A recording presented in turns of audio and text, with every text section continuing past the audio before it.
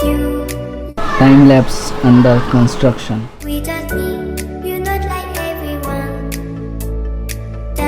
Photographers हमारे society के सबसे इम्पॉर्टेंट पार्ट्स में से एक है। मैं व्हाट्सएप में काफ़ी सारे ग्रुप से जुड़ा हुआ हूँ और मैसेजेस आ रहे थे कि आगे आने वाला समय कैसा होगा, कैसा काम होगा। लेकिन अभी जो टाइम है वो काफ़ी टफ है और आगे आने वाले टाइम के लिए हमको तैयार रहना चाहिए। अगर आज से 10 साल पहले पीछे जाकर देखें तो फोटोग्राफर्स को उतनी ज़्यादा पॉपुलैरिटी नहीं मिलती थी जितनी आज मिलती है। तो thanks to social media age की वो आया और कई सारे फोटोग्राफर्स को वो पॉपुलैरिटी दिया जो कि वो डिज़र्व करते हैं। और काफ़ी सारे लोगों ने इसको देखने के बाद उसे अपना प्रोफेशन बनाने का भी सोचा। बहुत सारे लोग ऐसे हैं जो कि ये फैसिनेशन में बहुत अच्छे अच्छे इक्विपमेंट्स देखकर, बहुत अच्छे अच्छे फ़ोटोग्राफ्स देखकर फेसबुक में, सोशल मीडिया में अट्रैक्ट हो जाते हैं और उसके बाद ये उसे अपना प्रोफेशन बनाने की सोचते हैं। आज ऐसे ही कुछ मिथ्स के बारे में मैं आपसे बात करूंगा जिससे जानकर आपको एक और पहलू के बारे में पता चलेगा और शायद इन सब बातों के बारे में आपको किसी और ने नहीं बताया हो।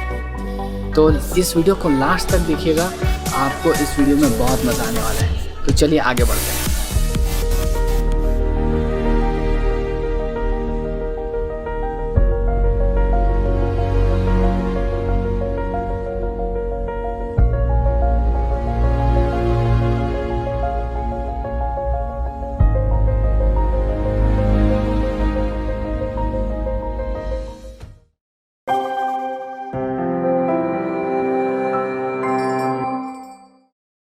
नमस्कार साथियों, मैं हूं हरीश और द फोटोहॉलिक के इस नए एपिसोड में आपका फिर से बहुत बहुत स्वागत करता हूं। चलते हैं सीधे पॉइंट नंबर 1 पे।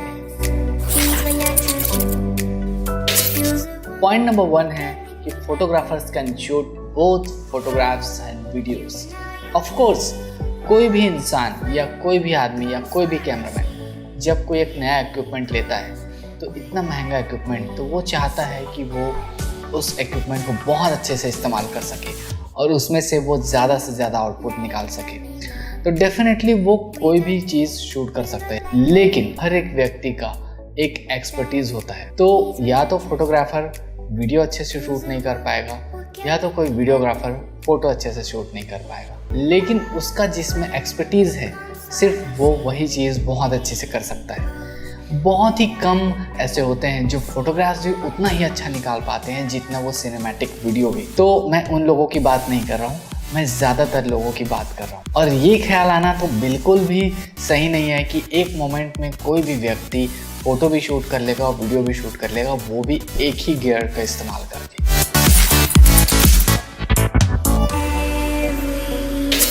तो पॉइंट नंबर 2 पर हमारे पास है कि pros can always shoot in a single shot anywhere. इसका मतलब है कि कोई भी प्रोफेशनल कैमरामैन एक ही शॉट में परफेक्ट शॉट निकाल लेता है। एक एग्जांपल के साथ मैं ये बात आपको समझाना चाहूँगा कि कोई भी कितना भी बड़ा आर्टिस्ट हो, वो प्रैक्टिस के लिए समय लेता है। चाहे आप डांसर को देख लें या क्रिकेटर को देख लें, वो हर दिन बहुत ज़्यादा प्रैक्टिस करते हैं ताकि वो मेन शो के दिन में बहुत अच्छे से परफॉर्म कर सकें। ठीक उसी तरह जब कोई फोटोग्राफर क्लिक करता है तो वो बहुत सारे शॉट्स क्लिक करता है और उसमें बहुत ही कम शॉट्स ऐसे होते हैं जो परफेक्टली निकल पाते हैं। अब इसमें एक बात ये ध्यान रखने वाली है कि फोटोग्राफी में भी अलग अलग जॉनर्स होते हैं। कुछ इवेंट्स की फ़ोटोग्राफी करते हैं, कोई सोशल गैदरिंग की फ़ोटोग्राफी करते हैं, कोई कॉर्पोरेट फ़ोटोग्राफी करते हैं, कोई पोर्ट्रेट फ़ोटोग्राफी करते हैं। तो अलग अलग जॉनर्स के हिसाब से हमको ये देखना पड़ता है कि हमको किस चीज़ में एक्सपर्टीज़ हासिल करनी है। जैसे कि इवेंट फोटोग्राफी में हम कोई भी मोमेंट मिस नहीं कर सकते, हमको एक ही क्लिक में वो परफेक्ट शॉट लेना पड़ता है और नहीं तो दैट मोमेंट इज़ गॉन। तो ठीक उसी तरह जब हम पोर्ट्रेट फोटोग्राफी कर रहे होते हैं तो हमारे पास हमारे सब्जेक्ट को हम रोक सकते हैं बहुत देर के लिए ताकि हम मल्टीपल शॉट्स ले सकें और जब तक कि वो परफेक्ट ना हो तब तक कि हम खींचते ही रहें। लेकिन इसका मतलब ये बिल्कुल भी नहीं है कि इवेंट फोटोग्राफर ज़्यादा अच्छा फोटोग्राफर होता है और कोई पोर्ट्रेट फोटोग्राफर उतना अच्छा फोटोग्राफर नहीं होता है, क्योंकि हम ये दोनों अलग अलग जॉनर्स को एक दूसरे से कंपेयर कर ही नहीं सकते।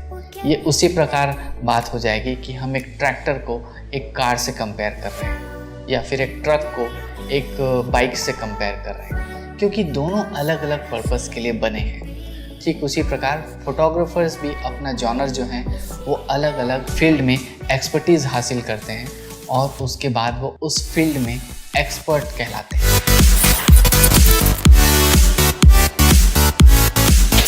पॉइंट नंबर 3 पर हमारे पास है pros do everything in editing.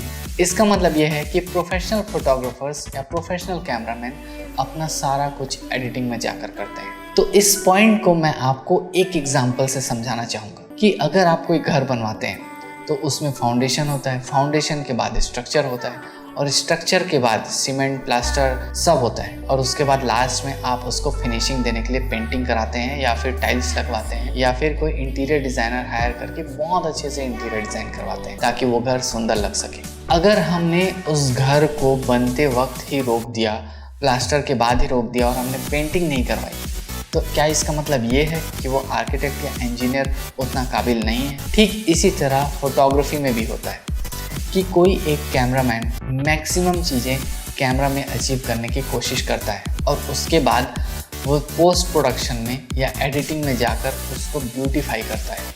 Beautify करने का मतलब कि उसका थोड़ा सा कलर एनहेंस करना, थोड़ा सा सैचुरेशन या जैसा भी वो अपने फोटोग्राफ को या अपने वीडियो को जैसा टोन देना चाहे या जैसा टेस्ट उसका है उसके हिसाब से वो ढालता है। वो ऐसी चीज़ें एडिटिंग में करता है जो वो कैमरे में नहीं कर सकता था। तो इसका मतलब ये बिल्कुल भी नहीं है कि कोई भी फोटोग्राफर अगर एडिटिंग कर रहा है तो वो बिल्कुल भी काबिल नहीं है।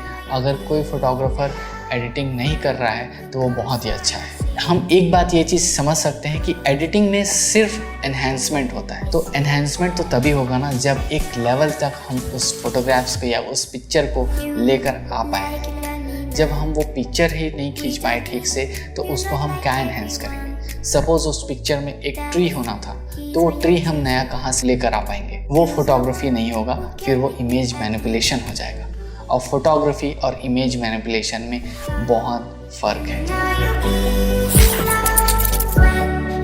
पॉइंट नंबर 4 पर हमारे पास है कि more megapixels leads to higher quality images.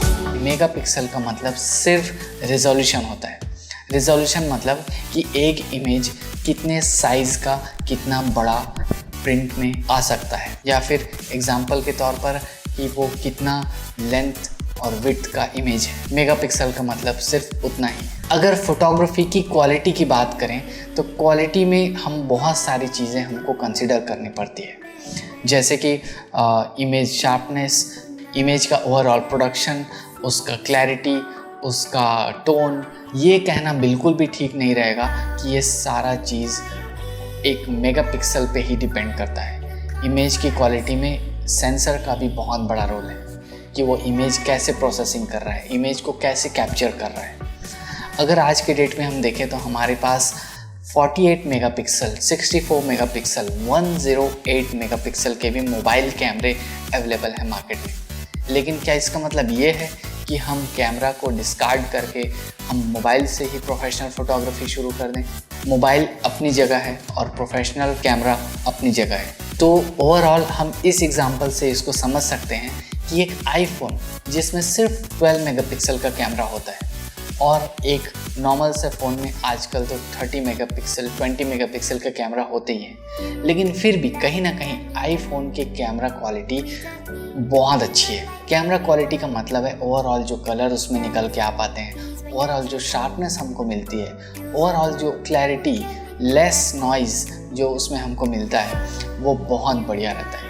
लेकिन क्या हम सेम क्वालिटी या उससे अच्छा और ऊपर क्वालिटी 20 मेगापिक्सल के कैमरा में देख सकते हैं? बिल्कुल नहीं। तो ये पॉइंट हमको ये बात पे लाकर रोकता है कि सिर्फ मेगापिक्सल ही रिस्पॉन्सिबल नहीं होता हायर क्वालिटी इमेजेस के लिए, उसमें और भी बहुत सारे फैक्टर्स इंपॉर्टेंट होते हैं। पॉइंट नंबर 5 पर हमारे पास है pros always shoot in manual. एक प्रोफेशनल फोटोग्राफर है तो वो सिर्फ मैनुअल में ही शूट करेगा। सभी अलग अलग फोटोग्राफर्स के अपने अपने प्रेफरेंसेस होते हैं। कुछ फोटोग्राफर एपर्चर प्रायोरिटी, कुछ फोटोग्राफर शटर प्रायोरिटी में शूट करना पसंद करते हैं, लेकिन इसका मतलब ये बिल्कुल भी नहीं है कि वो प्रो फोटोग्राफर नहीं है अगर वो मैनुअल के अलावा और भी कोई मोड्स यूज़ कर रहे हैं। जैसा कि हम आज के एज में इंटरनेट में या यूट्यूब पे देखते हैं कि ज़्यादातर टाइम हमको मैनुअल यूज़ करना चाहिए। मैनुअल यूज़ करना बहुत ही बढ़िया बात है। बेशक हमको उसमें सारे कंट्रोल्स मिल जाते हैं, हमारे एक एक चीज़ की कंट्रोल हमारे हाथ में रहती है। तो इसका मतलब ये बिल्कुल भी नहीं है कि हमको हर वक्त मैनुअल ही यूज़ करना चाहिए। ये उसी प्रकार से है कि हमने अभी गाड़ी चलाना सीखा है, हमने अभी कार चलाना सीखा है, तो हम सीधे टॉप गियर में चलाना शुरू कर दें। मैं ये भी नहीं बोलना चाह रहा हूँ कि जो प्रोफेशनल फोटोग्राफर्स होते हैं वो दूसरे मोड्स नहीं यूज़ कर सकते। मैं सिर्फ ये आपको समझाना चाहता हूँ कि जैसा सिचुएशन होता है उसके अकॉर्डिंग वो अपना मोड्स चेंज करते हैं। जैसे कि कभी कभी हमको स्पोर्ट्स शूट करना पड़ता है, वहाँ पर हमको सारे चीज़ें कंट्रोल करने का टाइम नहीं हो पाता, तो हम वहाँ पर एपर्चर प्रायोरिटी या शटर प्रायोरिटी में शूट कर सकते हैं। अलग अलग फोटोग्राफर का अलग अलग प्रेफरेंस होता है, लेकिन इसका मतलब ये बिल्कुल भी नहीं है कि एक प्रोफेशनल फोटोग्राफर हमेशा मैनुअल मोड ही यूज़ करेगा। पॉइंट नंबर 6 पर हमारे पास है कि pro photographer always use high and gears. जैसा कि आपने अलग अलग ट्यूटोरियल्स पे, अलग अलग वीडियोस पे ये फोटोग्राफर्स को बोलते हुए सुना होगा कि photography gear is not that important, आपका स्किल है जो इम्पॉर्टेंट है, और आपका स्किल ही एक अच्छा फोटोग्राफी कर सकता है, ना कि आपका गियर। जब आपके पास महंगे से महंगा गियर हो और आप उसको यूज़ ना कर पाए या आप उसको क्रिएटिविटी से इस्तेमाल ना कर सकें और उसका रिज़ल्ट नहीं आ पाएगा, तो क्या मतलब। लेकिन अगर आप सिर्फ एक बेसिक सेल फोन कैमरा से बहुत ही एपिक पिक्चर निकाल पाते हैं तो वही आपका फोटोग्राफर होना सार्थक बनाता है। आपने काफ़ी सारे अपने फ्रेंड सर्कल्स में ये देखा होगा कि किसी के पास बहुत अच्छा कैमरा है, DSLR कैमरा है, और वो फिर भी उतना अच्छा यूज़ नहीं कर पाता, लेकिन वहीं एक दूसरा फ्रेंड जिसके पास सिर्फ मोबाइल फ़ोन है वो बहुत ही अट्रैक्टिव पिक्चर्स खींच लेता है। तो हमको यही से समझ आ जाना चाहिए कि एक प्रो फोटोग्राफर को हमेशा हाई एंड गियर का इस्तेमाल करना ज़रूरी नहीं होता। कई बार ऐसे होते हैं कि जहाँ पर एक फोटोग्राफर अपने पूरे गियर्स अपने साथ में लेकर नहीं चल रहा है, लेकिन अपने पूरे स्किल को, अपने पूरे एक्सपीरियंस को वो दांव पर लगाकर बहुत ही अच्छा फोटोग्राफ्स कैप्चर कर लेते हैं।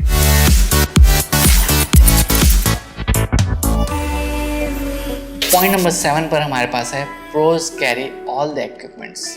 इसका मतलब यह है कि प्रोफेशनल फोटोग्राफर्स अपने सारे इक्विपमेंट्स अपने साथ लेकर चलते हैं। ज़रूरी नहीं कि आप हर जगह हर इक्विपमेंट का इस्तेमाल करें। आजकल कैमराज इतने एडवांस्ड हो गए हैं कि बड़े बड़े फोटोग्राफर्स भी बहुत ही अच्छा फोटोग्राफ्स निकाल लेते हैं नेचुरल लाइट का इस्तेमाल कर, और उनके फ़ोटोज़ बड़े बड़े प्लेटफॉर्म्स में फीचर होते हैं। और हमारे इक्विपमेंट्स का इस्तेमाल इस बात पर भी डिपेंड करता है हम किस टाइप की फ़ोटोग्राफी कर रहे हैं। अगर हम कोई फैशन फोटोग्राफी कर रहे हैं तो उस पर अलग अलग लाइटिंग्स, अलग इक्विपमेंट, अलग ट्राइपॉड, अलग चीज़ों की ज़रूरत पड़ेगी। लेकिन हम अगर लैंडस्केप फोटोग्राफी कर रहे हैं तो ज़रूरी नहीं कि जितने इक्विपमेंट्स फैशन फोटोग्राफी में यूज़ हो रहे हों उतने सारे पूरे फोटोग्राफी के इक्विपमेंट्स उस लैंडस्केप फोटोग्राफी में यूज़ होते हों। तो हमको ये कहना बहुत ही मुश्किल होगा एक प्रो फोटोग्राफर हमेशा अपने इक्विपमेंट्स कैरी करता है।